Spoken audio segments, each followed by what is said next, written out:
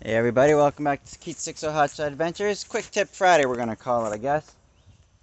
When you gotta load or unload a car that is low to the ground, or has a long spoiler or something like this.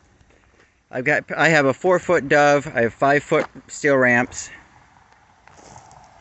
and what I've done, usually what I do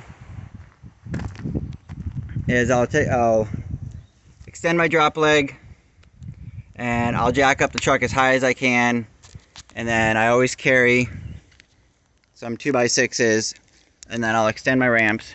I was trying another trick I see today, throw some car ramps under the rear wheels, obviously on both sides, and that gives me a whole lot more than I was going to be able to crank up on the jack, which brings the rear of my trailer many inches closer to the ground. I'm on unlevel ground at this point. The truck's higher up there than, anyway, so it gets me a lot closer to the ground here, which makes my approach or departure angle substantially more shallow.